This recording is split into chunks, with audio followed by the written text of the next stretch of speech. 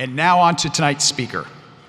As a social studies teacher at Westinghouse College Prep, a selective enrollment public high school in Chicago's East Garfield Park, Mr. Johnson taught social studies and history. It was a civics lesson in real life when 80 Westinghouse students attended his inauguration this past May as guests of the 57th mayor of the city of Chicago.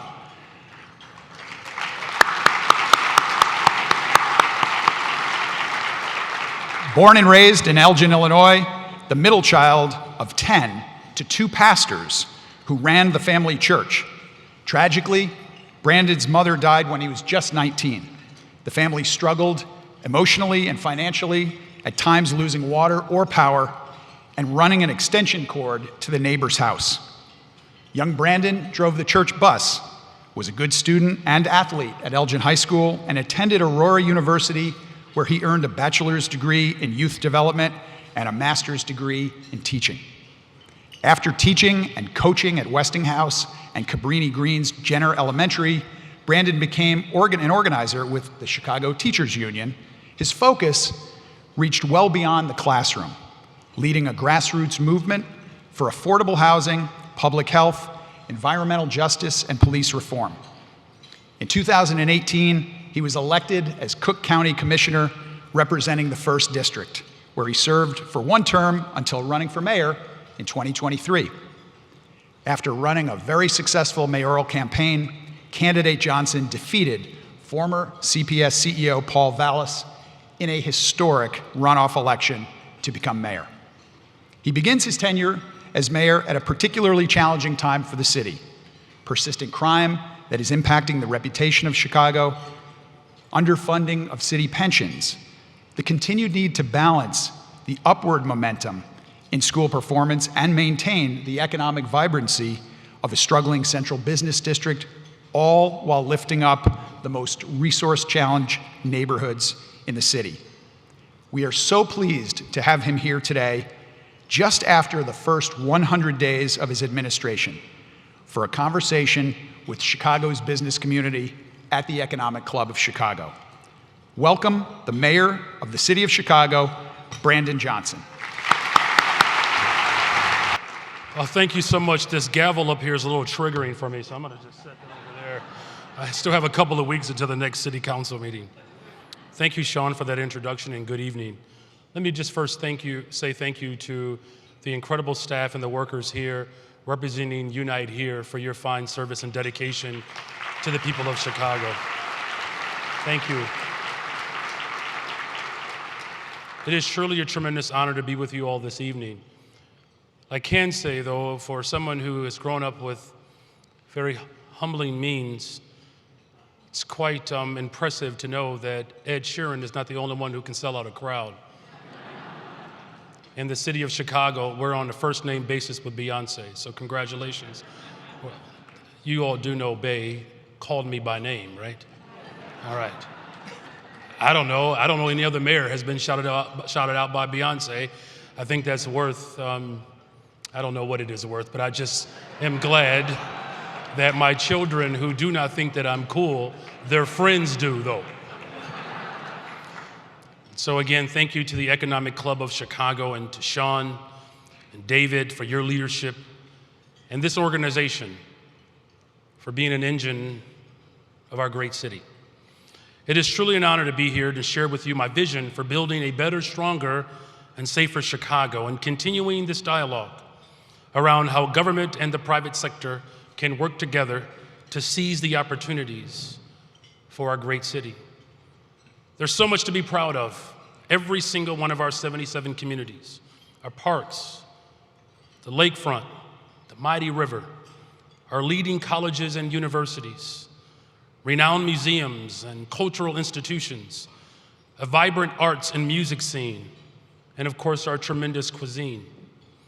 We are a thriving center of commerce as the nation's 3rd largest and most diverse economy, which positions our city as a powerhouse for growth and opportunity. While many major cities have faced challenges over the past few years, our consumer spending has not only bounced back, but we're surging. It feels so good to be the mayor of the greatest freaking city in the world, the city of Chicago.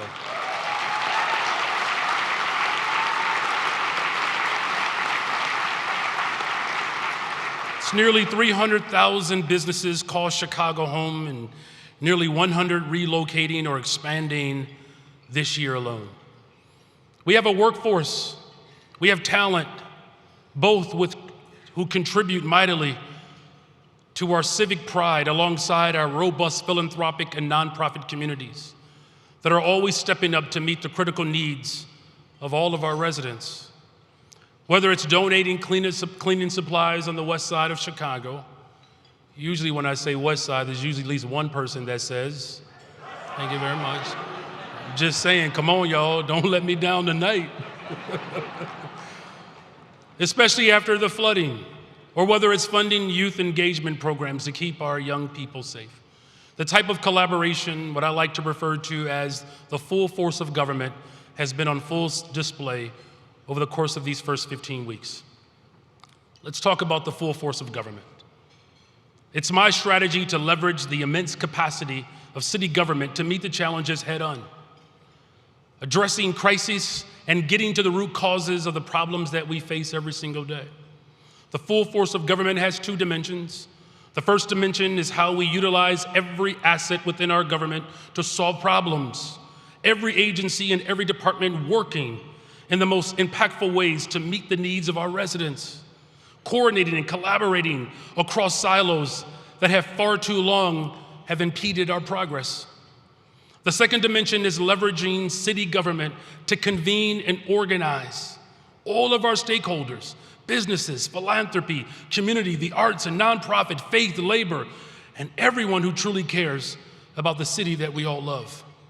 Organizing and collaborating, caring with true compassion, that's how we move our city in the right direction. And one of the areas in which the full force of government has manifested itself in the very communities occurred during this last downpour of rain. But let me just say, my wife and I are raising our family in Austin. It's a beautiful community, but it certainly has its challenges. I don't know if there's any other mayor in the history of Chicago that wakes up every single day in one of the most violent neighborhoods in Chicago. There is no one that is more committed to building a better, stronger, safer Chicago than a black man raising a black family on the west side of Chicago.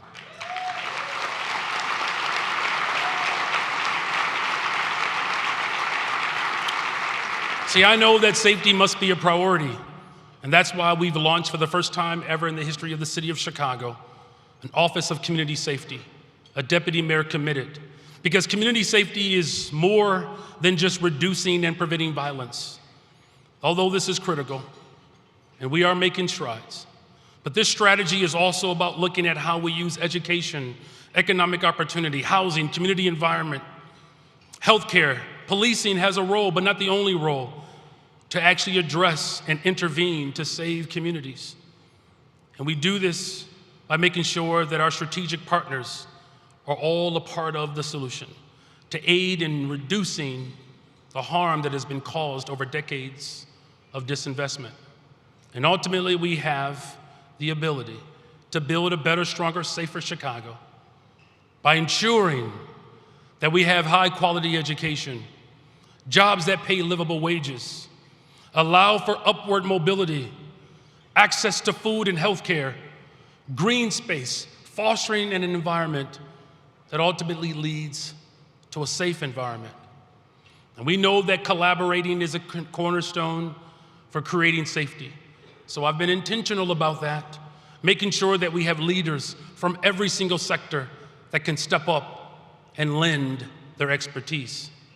But another area of the full force of government is manifested around our industries and how we are aligning to grow our economy and recruit businesses to take us well into the future. So what does that look like? Working with the city of Chicago, of course, and all of our sister agencies and our departments, but also making sure that World Business Chicago, who are here today in full force, have a real seat at the table. But it's also making sure that the industries that ultimately can lead to a better, safer, and stronger Chicago, that we have opportunities like distribution and logistics. As you see, UPS continues to expand right here in Chicago. Manufacturing, the life sciences and biotech and healthcare, all of these industries that can lead towards clean energy and quantum computing. So I'm grateful that we have strong leaders like Shana Kelly and Quentin Primo who understand that investing in the city of Chicago is the best thing that we can do for the people, not just in the city, but around the globe.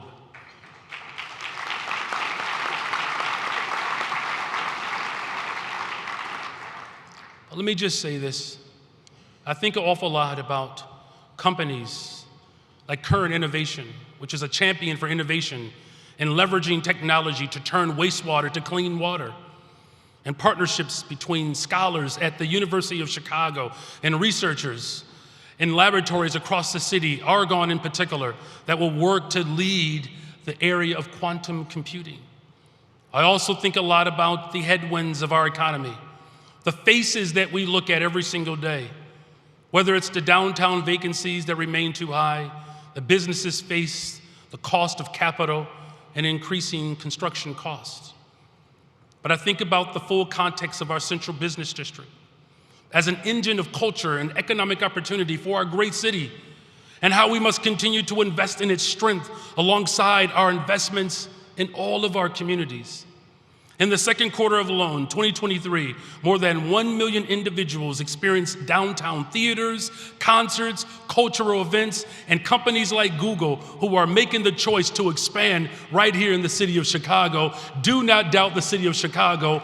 Not only are we on our way back, we're on our way back stronger.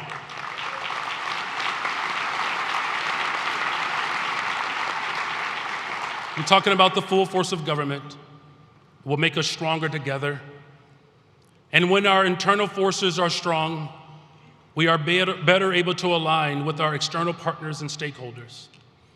You know, I spoke earlier about the flood on the west side that we experienced this summer. People lost photos, home businesses, and decades of memories were destroyed. But we brought everyone together. Whether it was the Department of Transportation, streets and sanitation workers who went into basements to help clear out our neighbors. And one streets and sanitation worker came up to me at an event and said, "Thank you, Mr. Mayor, because I'm on your crew." I got a little bit nervous because I don't know how many different crews I have in this city now. So I wanted him to be very specific of which crew he was talking about. He said, "I'm a streets and sanitation worker, and I've been working on weekends to help clear out basements from flooding." And I said, "Well, thank you." He said, "No, it was my honor to serve the very community that raised me." That's who we are.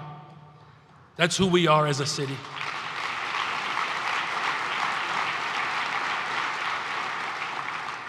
"24,000 young people worked this summer, increasing our goal by 4,000. When we talk about how we respond to the immediate crisis today, every time you give a young person an opportunity to see themselves and to know their value and to know their worth, that is the best public safety plan that we can ever put together by making sure that young people know that they are loved. When we did that, it allows them to explore pathways for opportunities to figure out what they want to be and how they can contribute to the city that is raising them. But this is the power and the potential of the full force of government. We need and we must continue to commit ourselves to building a better, stronger, safer Chicago. And I need your expertise. You know, we also need everyone in this room to be an ambassador for this great city, to be an ambassador for all of the assets that comes with living in the city of Chicago. Because our strength lies in our unity, our diversity. The residents of communities across this city understand and know that we are the boldness of this country. We are the ones who made sure that this country knew that we can keep hope alive. This is also the country that launched a brother on the south side of Chicago to the White House. There is not a challenge too big that the city of Chicago cannot overcome together.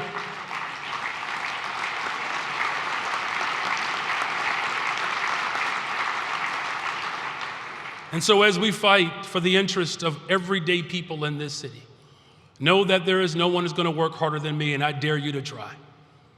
Because if we do that, I am confident that the better, stronger, safer Chicago that we all want to see come to fruition will get there.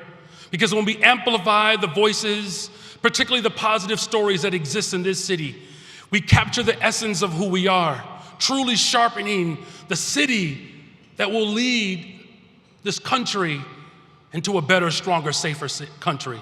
And every single day, after being sworn into office, I've been to communities across this city, and everyone continues to ask, what can they do to help? How can we bring people together? That is our assignment in this room together.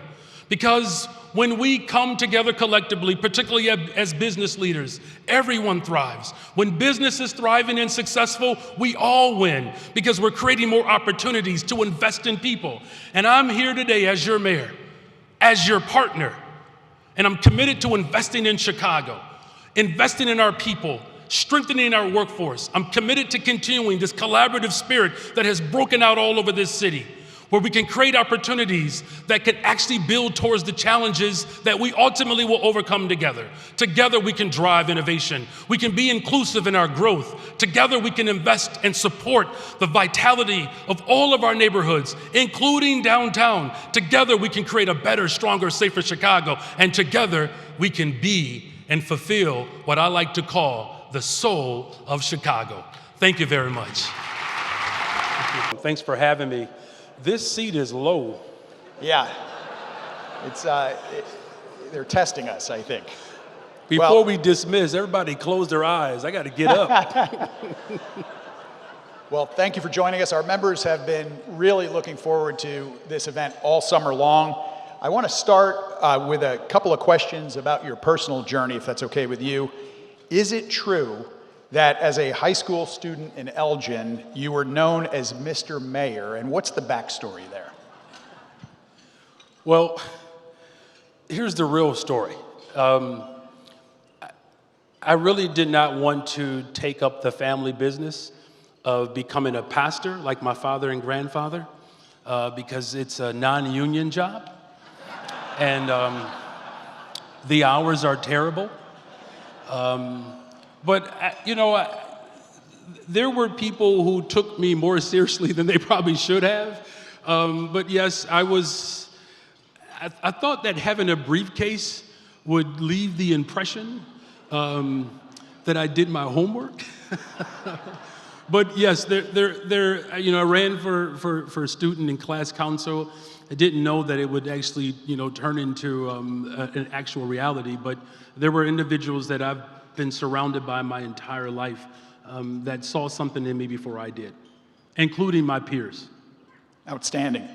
Well, we have a lot of accomplished leaders in this room, and the leaders in this room know that you cannot be an accomplished leader unless you're capable of generating followership.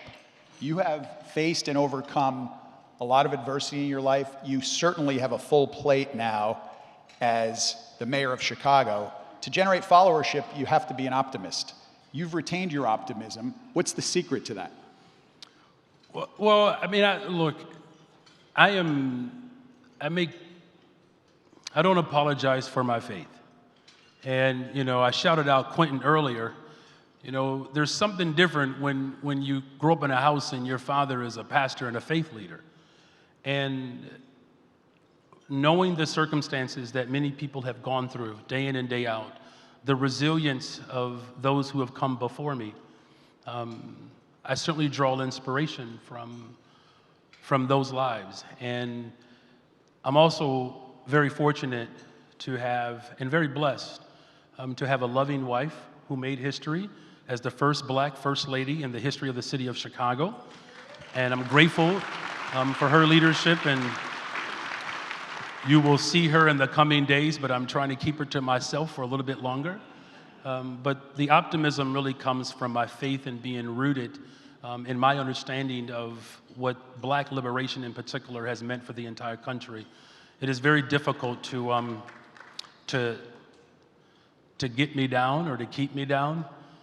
As my mother would say, not only have we come this far by our faith, but you cannot make me doubt God because I know too much about God. And that's my axiom. Very clear. Well, speaking of mentors, as you think about the way you want to govern, the way you want to lead, who are the leaders that most influence the way you want to get the job done? You know, my father played an incredible role in my life, as someone who, was good with his hands. He was a public employee, obviously also a pastor. And I've said this before. I mean, there really was a lot of pressure growing up, with a man who was a carpenter and a pastor. Like, his Jesus-like credentials were quite impressive. And truthfully, I'm not saying this just because President Preckwinkle is here, but I will say, before we've experienced this full response of a progressive government, President Preckwinkle was on the front line before progressive politics was even a thing. And I look to her and her formation and her style of leadership. I try to smile a little bit more than she does, but that's... You got her to smile, I just saw it. All right, so Mayor, your predecessor, or former mayor, Rahm Emanuel, used to say that one doesn't truly appreciate the enormity and the complexity of being the mayor of the city of Chicago until you're in the role. Have you had that experience? I will say this, that the other 56 before me, I kind of feel sorry for them now, because there is a certain element and a dynamic of the role that, you may not be able to appreciate it unless you've done it. What I can say, though, that I am incredibly humbled, by this opportunity. I don't come from political legacy. None of my parents or relatives were ever in politics or government. And to be embraced by the city of Chicago, where no one knew my name, a year ago, or only a handful of people.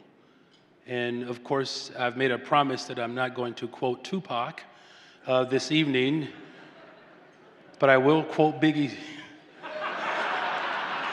If you don't know,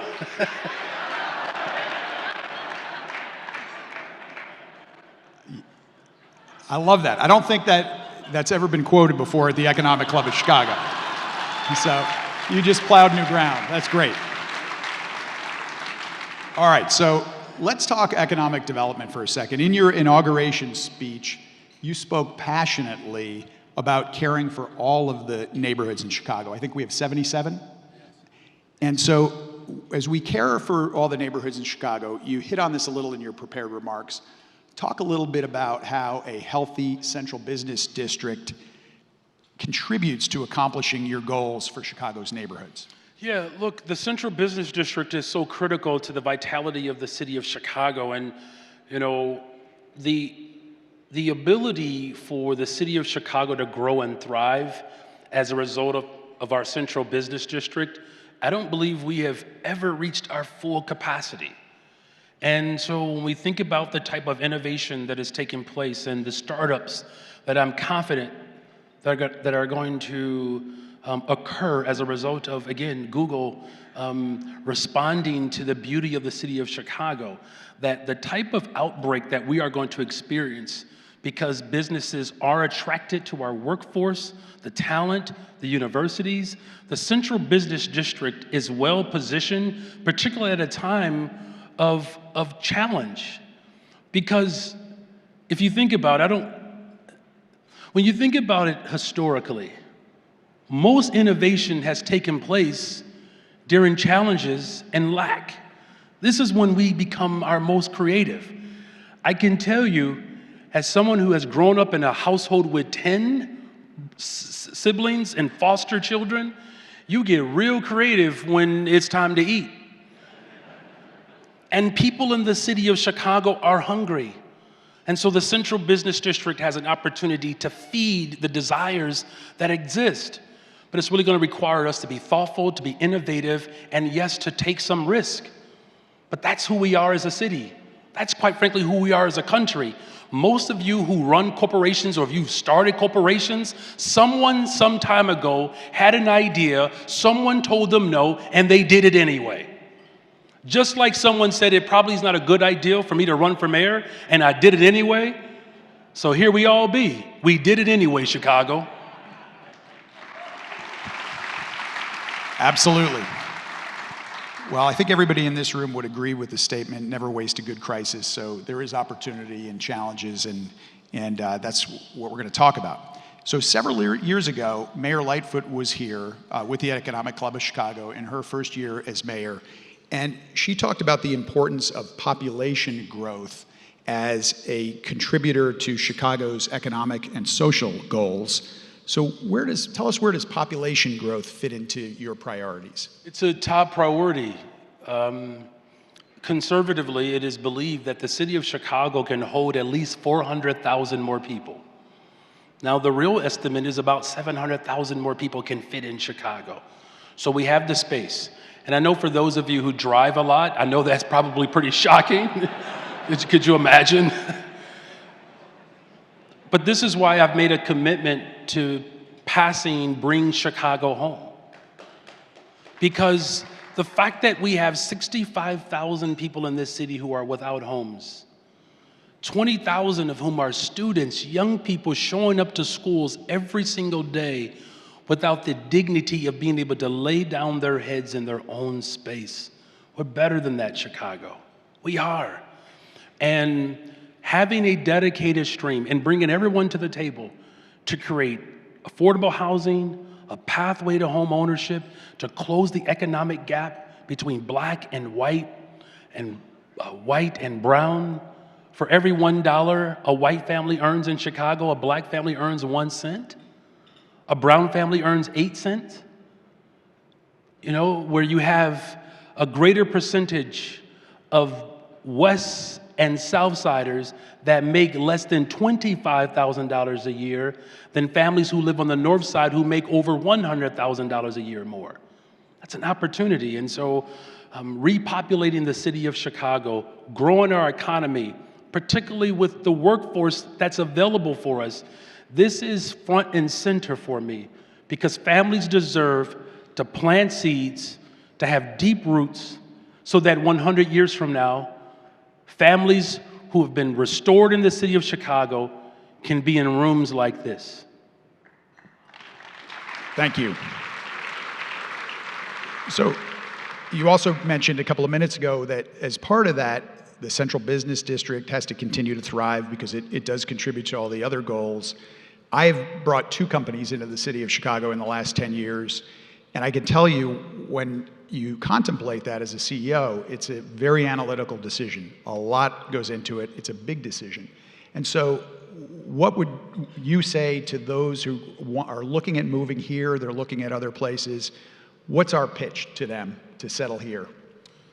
Well, one, first of all, we do have the space. So let's start there. So that's an opportunity. We have the space. We have some of the top universities in the country.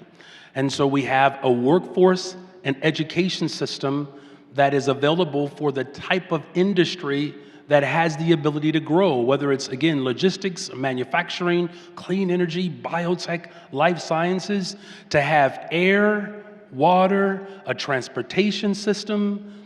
And we also have some incredible entertainment in this city.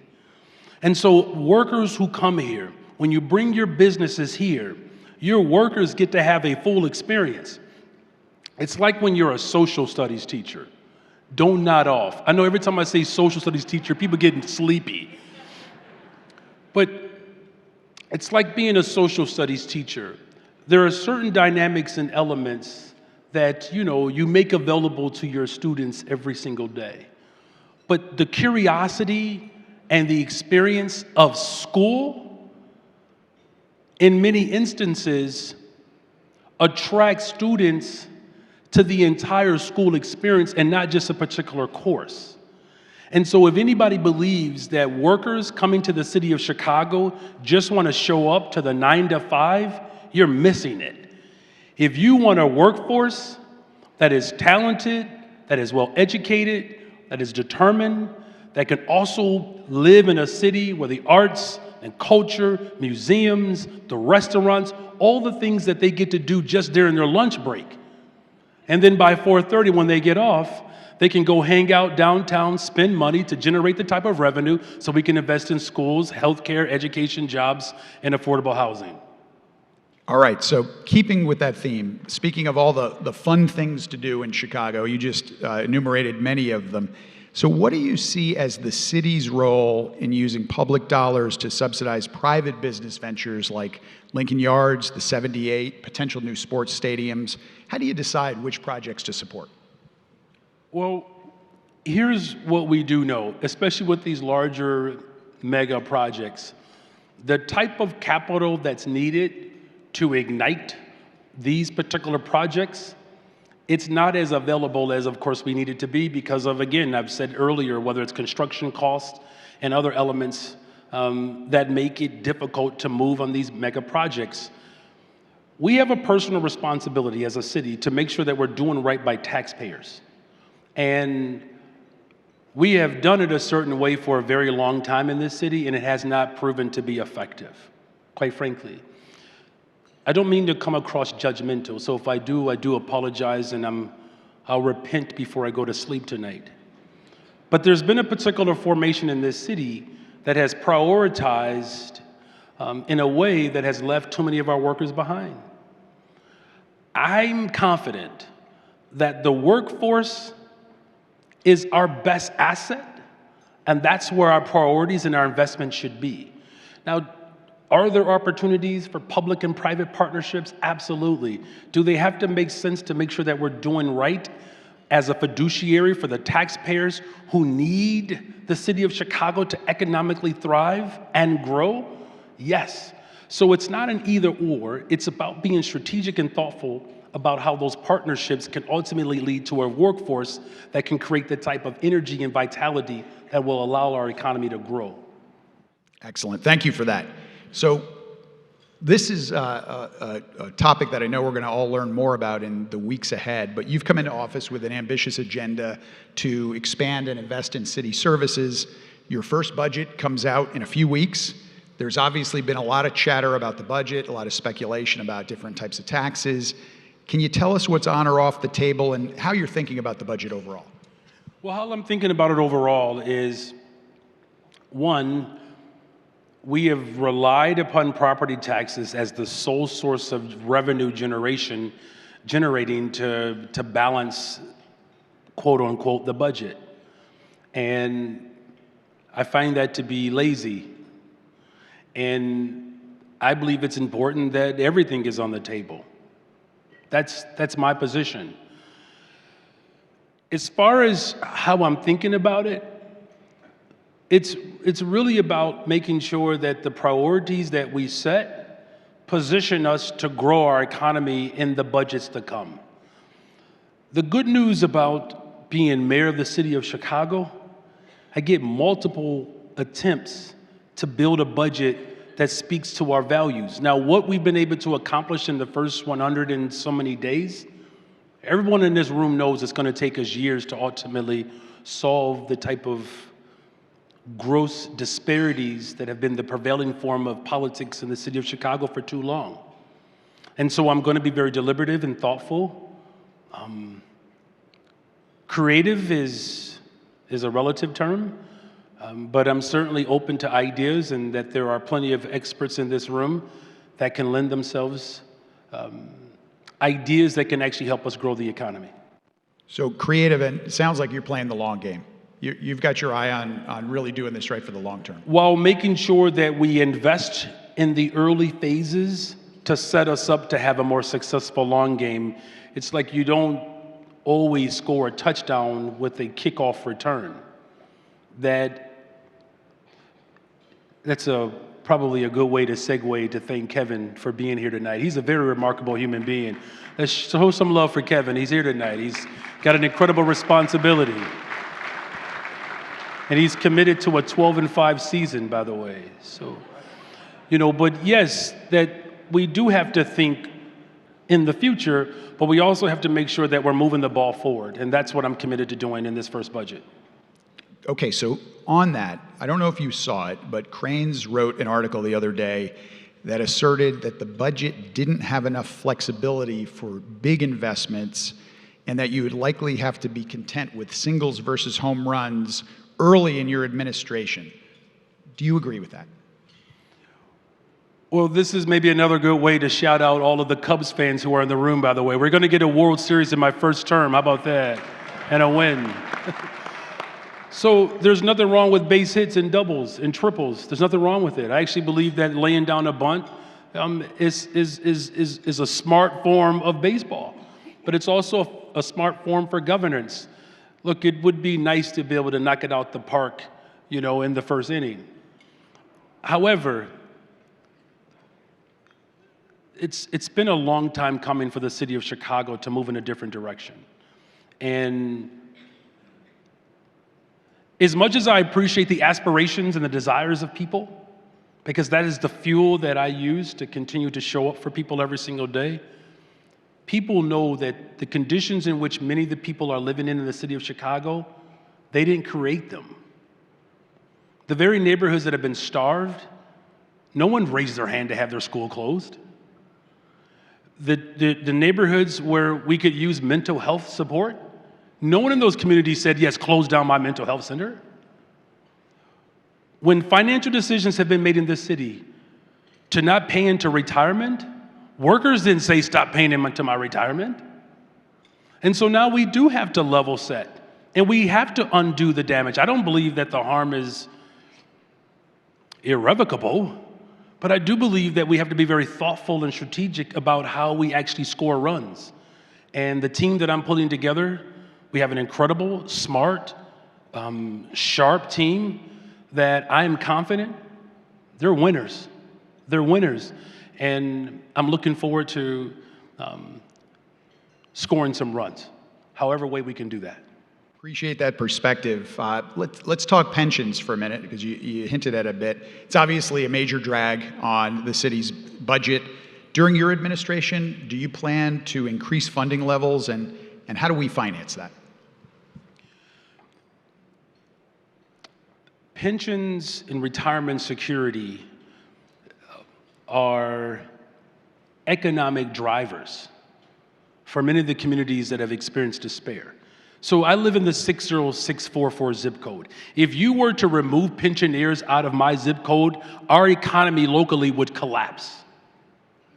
Many of our neighborhoods on the west and south side are literally being held down by individuals who have fixed income. And so getting this right after lots of years of not, that's front and center. When I won, we spoke with police and fire in particular, who had a pension bill that had some variant perspectives of how much it would cost the city. No one else could have convinced these two workforces to slow down and let us assemble a team to get it right. No one else could have done that. I've been very committed and dedicated to making sure that we are protecting and securing those who have served this city. You spend 25, 30 years serving this city, and then we get mad at them because they want to be taken care of for doing the work of the people. People talk about being pro-police officers, pro-firefighters, but when it comes to securing their retirement, then all of a sudden we have a different conversation. It's hypocritical. As mayor of the city of Chicago, I'm going to lead to make sure that people who serve this city should be protected in their retirement. It's not an obligation, it's a responsibility. Well, and against that goal, you've established a pension reform work group. It's been formed, it's comprised, you've got government officials, you've got union representatives. I'm sure folks in this room would want to know, is there room at the table for business representatives and for research, independent research organizations like the Civic Federation? Yes, there'll be time for that. Just understand that as someone who has been a part of a labor organization, whenever there's a dynamic, you always bring in the workforce and management.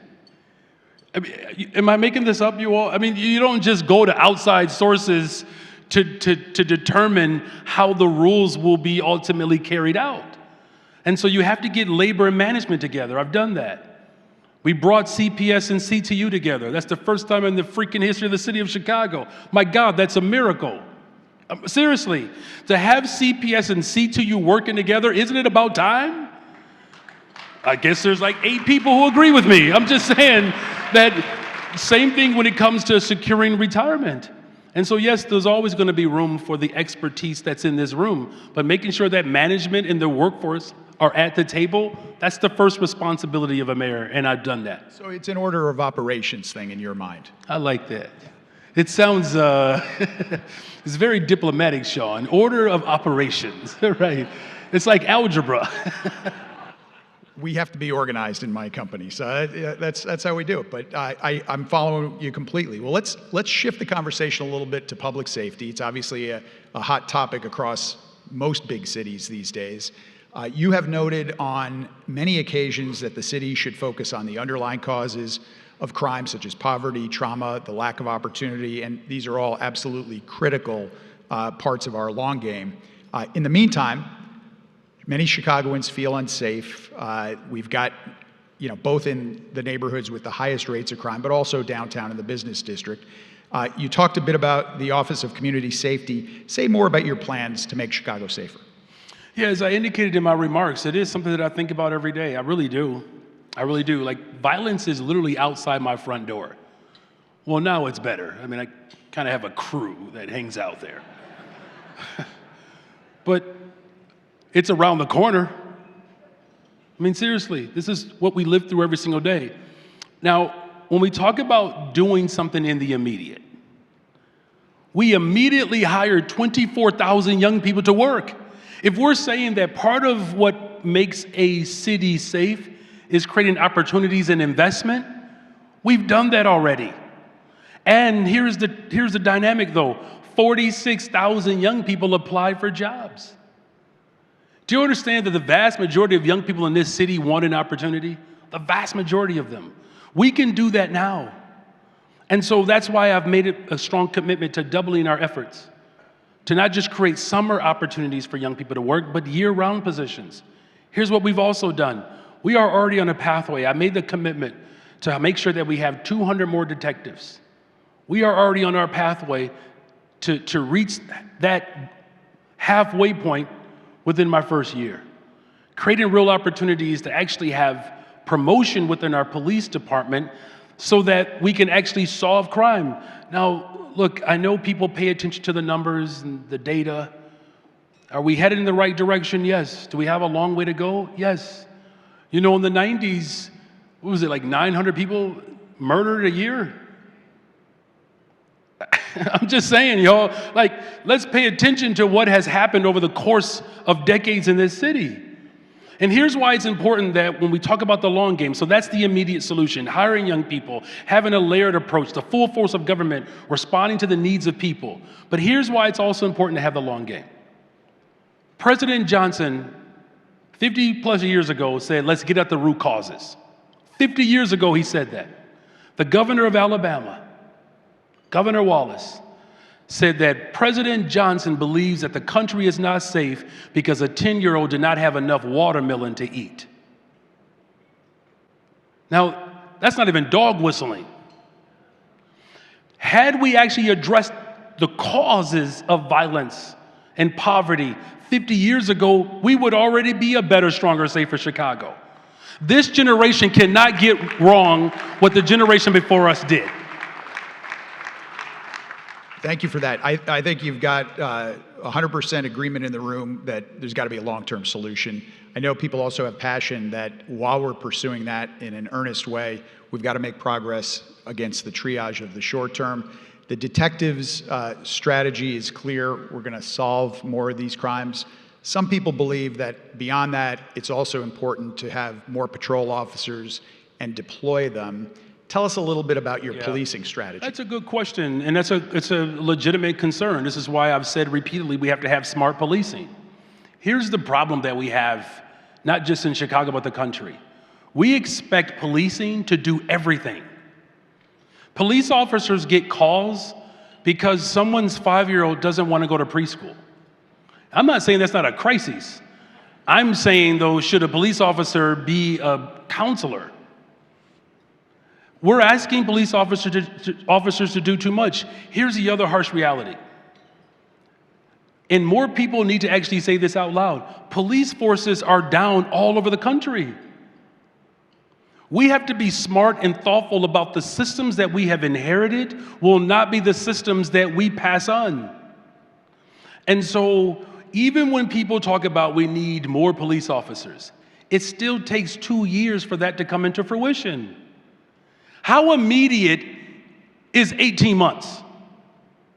How immediate is youth summer jobs?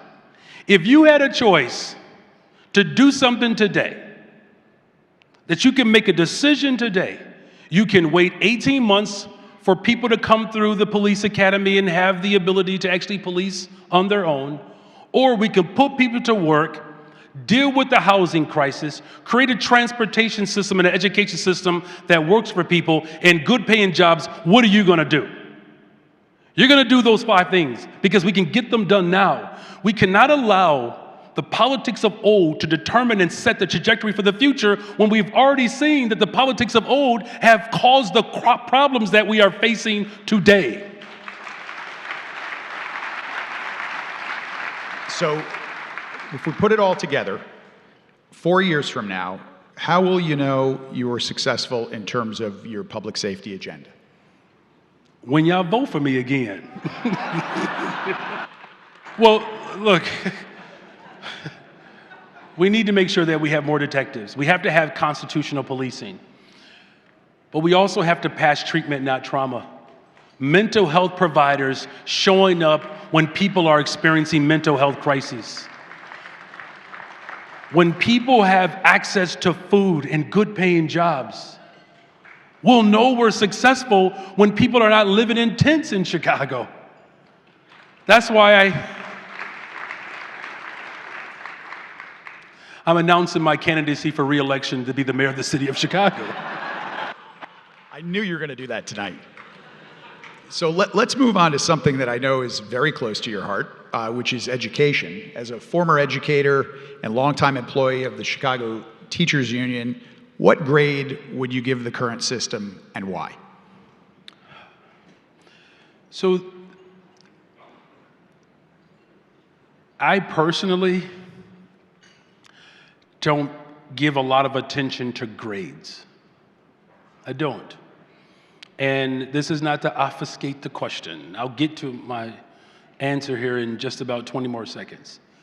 That when you have the type of variables that exist within our Chicago public school system, we have to establish a rubric that speaks to the needs as well as the unique dynamics that exist. So we have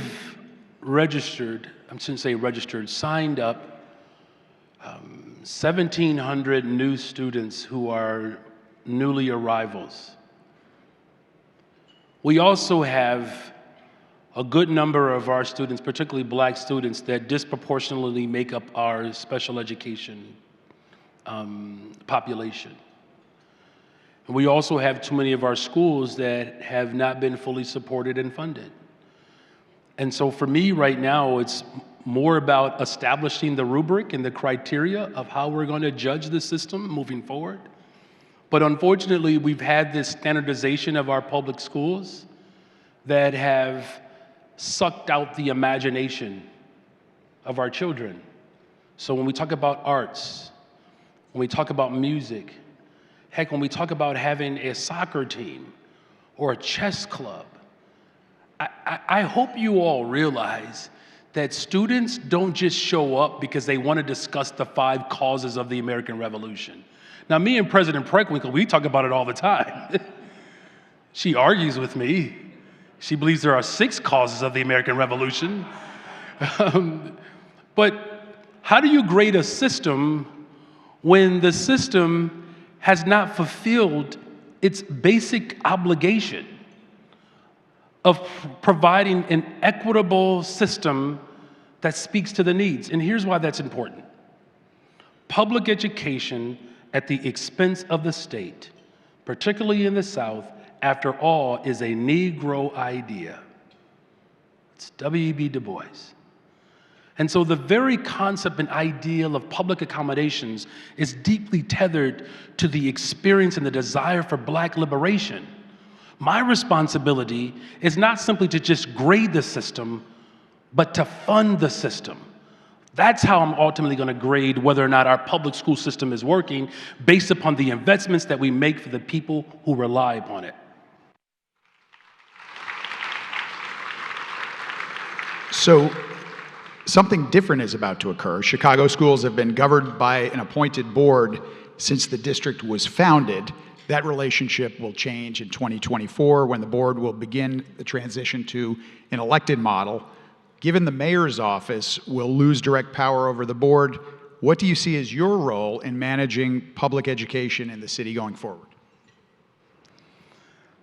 So why do we have an elected school board coming again? No, I'm teasing. Look, the pain and the suffering that families have experienced and endured over the course of decades, have left a trail of tears. Even as we address this humanitarian endeavor with asylum seekers, the school buildings that were closed, and we said this 10 years ago that this was going to be a problem. Many of those schools are in such a bad shape right now that it would cost $13 to $15 million just to repair those buildings. And they're sitting in the middle of the very neighborhoods that have already experienced disinvestment. That's so gross to me. It's repulsive. It demonstrates a lack of care and appreciation and love and value, particularly for Blackness who bore the brunt of failed policies. My job as a mayor, and as a proud mayor who might be the first mayor to ever send their children to the Chicago Public Schools. Thank you.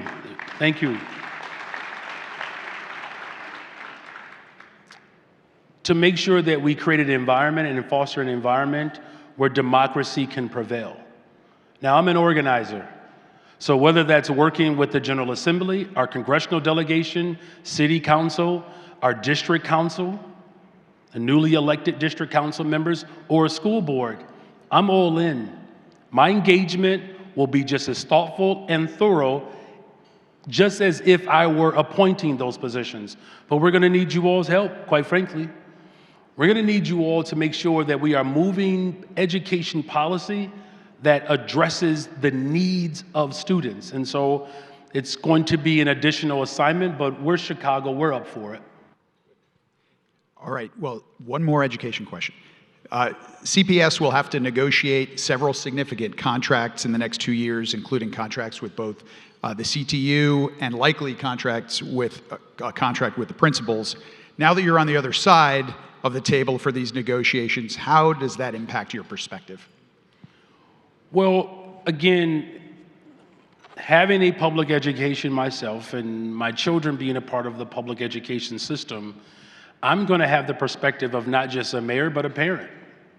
What do I want for my children? And I'm confident that what I want for my children, other parents want for their children as well. And we're going to lead with that as our guiding principle. How do we make a school district respond to the needs of those who rely upon the district and those who do the work? How do we say we love children, but then we hate the very women who actually do the work? The type of contradictions that exist, particularly when it comes to public education, it's just a remarkable dynamic to how public education, unfortunately, has been used as a divisive, dividing wedge to separate people's interests, where ultimately we all want the same thing, fully funded schools.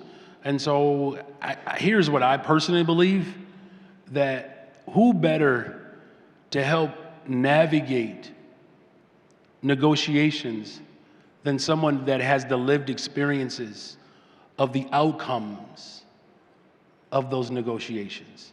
I know what it looks like on the other side of a deal. And so everything that I do is going to work to ensure, as the fiduciary, that the other side of that deal responds to needs of those who rely upon the system and those who actually carry out the work. We're down to the home stretch, Mayor. We've got a couple of questions left here. We've covered a lot of issues, and you've talked about how you're going to tackle them. You talked in your prepared remarks around the importance of collaboration, reaching across silos, bringing people together, transcending the typical lines that divide. What's the key to making that happen? What's the key for your administration, the people in this room, so that we can get past division and get to collaboration and get some stuff done?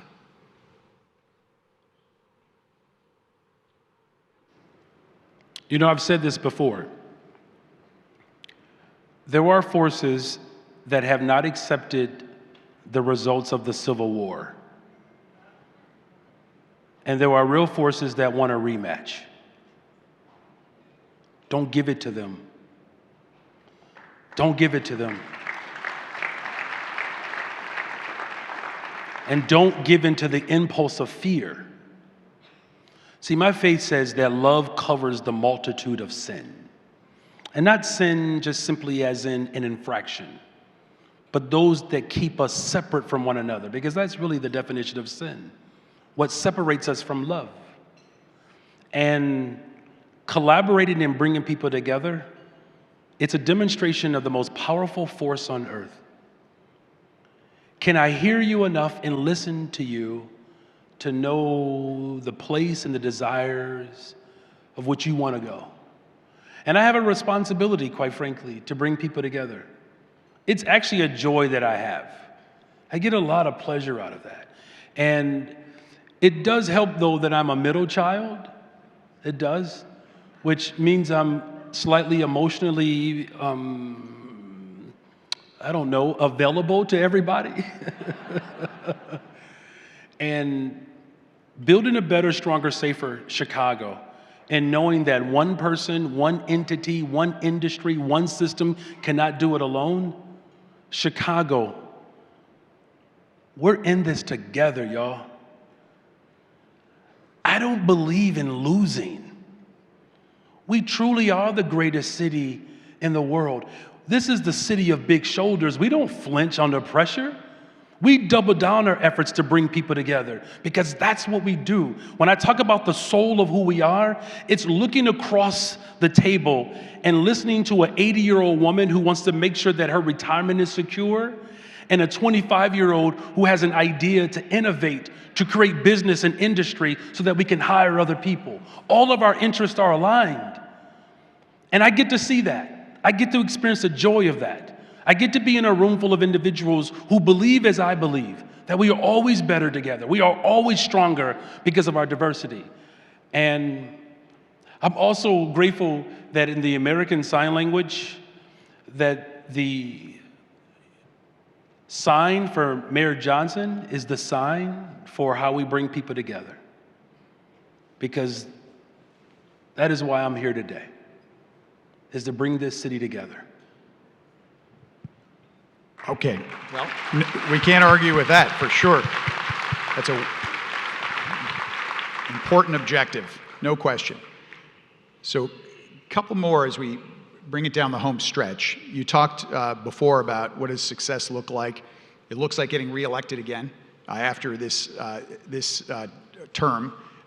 Beyond that, tell us how, for you personally, when you reflect at night and you think about what does success look like at the end of this term, and you think about all the opportunities we've got in front of us, what are the things that really rise to the top of the list? Yeah. You know, as I indicated, bring Chicago home, treatment, not trauma, growing the industries that will be the innovative systems that hire people. That is success. Do my children still talk to me? But seriously, we have the DNC coming to Chicago, you all. We do. That didn't happen until I got elected, by the way. I'm just saying. But we get to be on display. So success to me is delivering the best convention that this country has seen, that the neighborhoods that make up the vitality and the vibrancy and the diversity of who we are, that gets to be on display. That long-term economic viability comes as a result of the DNC being here in the city of Chicago. And truly, having a budget, a balanced budget, that speaks to how we invest in our workforce, grow business, educate people, create a return to the city of Chicago, that when those numbers come out in a couple of years, we will be judged by how people not only feel, but how they experience the city of Chicago. That's how we'll be able to determine success. What people experience and what people feel living in the greatest city in the world.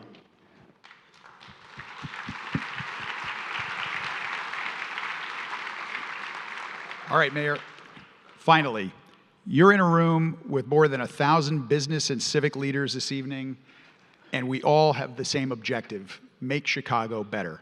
What's your ask? Specifically, what do you need from the city's business community in order to make Chicago a safe, prosperous, and equitable city for all? I need your expertise. I do. I need you to look out for the young people in this city, jobs, internships. But we also need to make sure that you are being ambassadors around the globe. We have all the assets, you all. Everything that the country needs is in Chicago. Tell that story, bring people together, invest in our young people, provide your expertise. That's what I need. And I need this event to allow for sneakers and hoodies next year.